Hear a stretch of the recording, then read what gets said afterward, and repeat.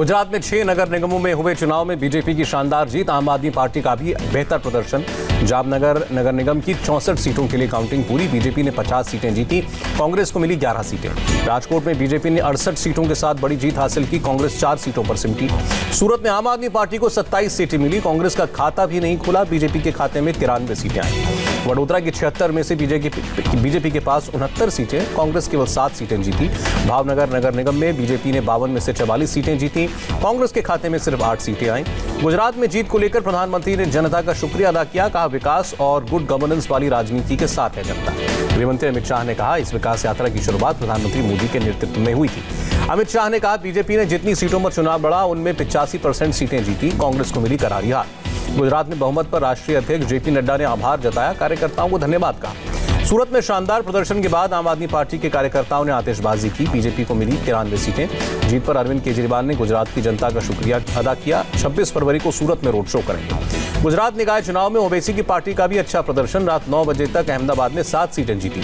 पंजाब के भटिंडा में दिखा दिल्ली का मोस्ट वांटेड दंगाई लखा सिधाना, किसान रैली में शामिल हुआ। लाल किला हिंसा मामले में मुख्य आरोपी, दिल्ली पुलिस ने रखा 1 लाख रुपए का इनाम। किसान मजदूर संगठन के अध्यक्ष वीएम सिंह का यू टर्न, कहा आंदोलन से नहीं हटा था, अब गांव-गांव के अंदर जाएंगे। एमपी के पूर्व मुख्यमंत्री कमलनाथ ने सदन में किसानों की मौत की बात रखी, कहा आंदोलनकारी देश के किसान हैं। टूल किट मामले में पटियाला हाउस कोर्ट से दिशा रवि को राहत, 1 लाख के मुचलके पर जमानत मिली। लाल किला हिंसा केस में दिल्ली की एक अदालत ने एक्टर दीप सिद्धू को 14 दिन की न्यायिक हिरासत में भेजा। तिरुवनंतपुरम में कांग्रेस नेता राहुल गांधी ने अमेठी के वोटरों की तुलना वायनाड के वोटरों से की। केरल में राहुल गांधी का विवादित बयान, कहा उत्तर के मुकाबले दक्षिण के लोगों में मुद्दों की ज्यादा अच्छी समझ है। मथुरा महापंचायत में प्रियंका गांधी ने प्रधानमंत्री पर हमला बोला, कहा अहंकार की वजह से जनता के साथ संपर्क छूट जाता है। प्रियंका ने कहा जनता की आवाज सुनना सरकार और प्रधानमंत्री का कर्तव्य है, उन्हें आतंकवादी कहना बड़ा पाप है। प्रियंका गांधी के भाषण के दौरान नारेबाजी हुई, लोगों ने भरतपुर में रेप के मामले उठाए, प्रियंका ने स्टेज से उतरकर उनकी बात सुनी। मथुरा में बांके बिहारी की शरण में पहुंची प्रियंका, पूजा अर्चना के जरिए देश कल्याण की मन्नत मांगी। पेट्रोल डीजल पर महाराष्ट्र कांग्रेस चीफ का हमला जारी, कहा गैस के दाम बढ़ाकर जनता की जेब काटी जा रही है। सोनिया को लिखे गए धर्मेंद्र प्रधान के खत का भी पटोले ने जिक्र किया, कहा झूठ का पिटारा कोई नहीं सुनेगा। आंध्र प्रदेश में कांग्रेस नेता जीवी हर्षा कुमार ने ऊंट की सवारी करके पेट्रोल डीजल की बढ़ती कीमतों का विरोध जताया। न्यायपालिका पर सवाल उठाने पर राहुल गांधी को पूर्व कानून मंत्री पीपी चौधरी का जवाब, राहुल पर अवमानना का केस बनता है। केंद्रीय मंत्री प्रहलाद जोशी का केरल सरकार पर हमला, कहा रोजगार में नहीं तस्करी करने में राज्य सरकार की दिलचस्पी। कांग्रेस पर भी प्रहलाद जोशी का निशाना, कांग्रेस पार्टी दलालों और बिचौलियों के लिए।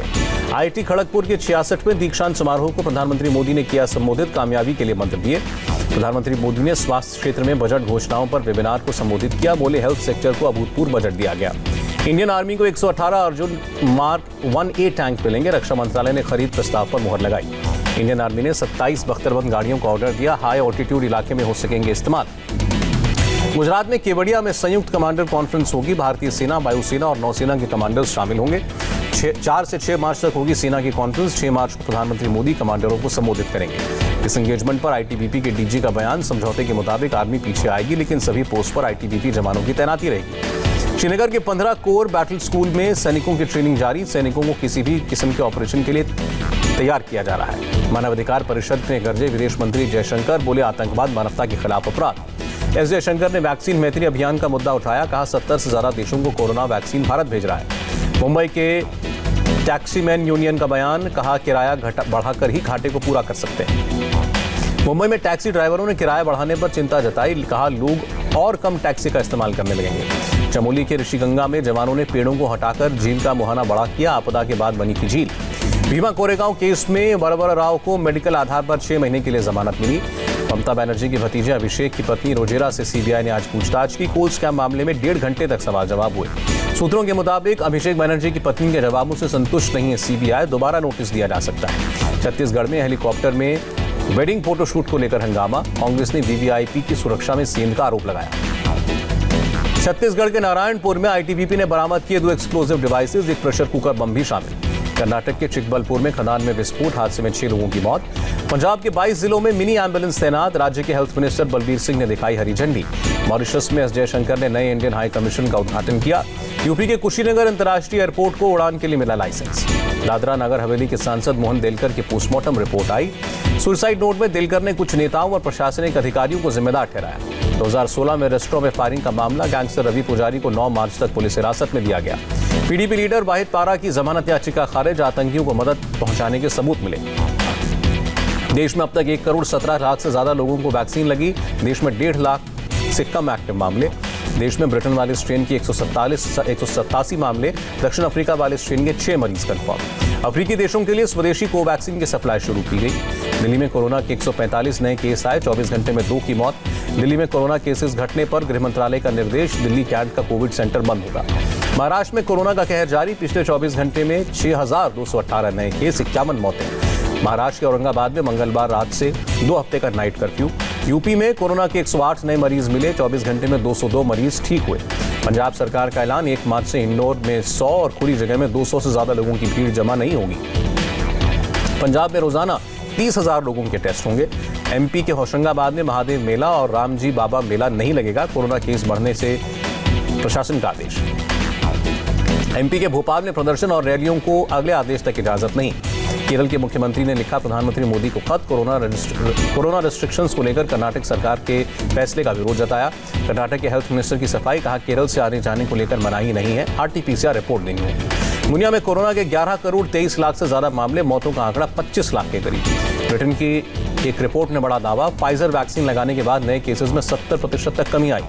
इजरायल ने भी कोरोना केस में कमी आने का दावा किया, कहा वैक्सीनेशन के बाद 99% तक नए केसेस में कमी। WHO ने अमीर देशों पर वैक्सीन हड़पने का आरोप लगाया, कहा कोवैक्स प्रोग्राम के जरिए पहले गरीब देशों को मिलनी थी वैक्सीन। कोरोना की वजह से ब्रिटेन से 17 मई तक गैर जरूरी यात्रा पर रोक लगाई गई। अफगानिस्तान में कोरोना वैक्सीनेशन शुरू, भारत ने एस्ट्राजेनेका की 5 लाख डोज दी थी। चीन ने शिनजियांग में नरसंहार का आरोप नकारा, कहा संयुक्त राष्ट्र के लिए जांच के दरवाजे खोलें। कनाडा की चीन के सामने हुई बोलती बंद, नरसंहार को लेकर हुए मतदान में वोटिंग से पीछे हटे जस्टिन ट्रूडो। श्रीलंका पहुंचा इमरान खान का प्लेन, भारत ने दी हवाई क्षेत्र के इस्तेमाल की मंजूरी।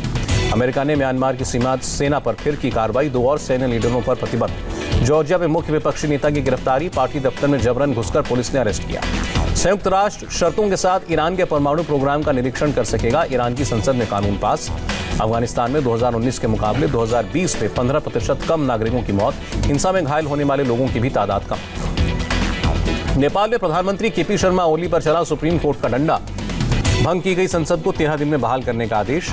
जेल में बंद मेक्सिको के कुख्यात ड्रग माफिया एल चापो की पत्नी अमेरिका में गिरफ्तार। अमेरिका में छोटे बच्चों के एक केयर सेंटर में घुसी तेज रफ्तार कार, 3 बच्चों को एयरलिफ्ट करके अस्पताल पहुंचाया गया। मिस्र में नाव पलटने से 9 मौतें, लापता हुए 5 लोगों की तलाश जारी। ऑस्ट्रेलिया सरकार और फेसबुक के बीच समझौता, न्यूज फीड की सुविधा बहाल की जाएगी।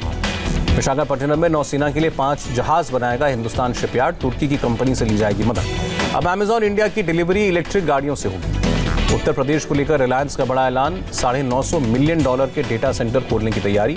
दूसरे देश में कम खर्च में तेजी से पैसा ट्रांसफर करने की सुविधा देगा SBI। सोने के दामों में 337 रुपए की बढ़ोतरी, चांदी 1149 रुपए महंगा हुआ। अमेरिकी डॉलर के मुकाबले रुपए में 3 पैसे की मजबूती, 72 रुपए 46 पैसे रही $1 की कीमत। सेंसेक्स में 7 अंकों की बढ़त, निफ्टी में भी 32 अंकों का उछाल। दुनिया के सबसे बड़े क्रिकेट स्टेडियम में कल खेला जाएगा पहला इंटरनेशनल मैच, भारत और इंग्लैंड के बीच होगा तीसरा टेस्ट। स्टेडियम में 50,000 फैंस के आने से टीम का हौसला बढ़ेगा, विराट कोहली का बयान। कप्तान विराट ने कहा पिंक बॉल टेस्ट में स्पिनर्स भी अपना जलवा दिखाएंगे, तेज गेंदबाजों का भी रोल अहम होगा। और तेज गेंदबाज ईशांत शर्मा कल खेलेंगे अपना 100वां टेस्ट।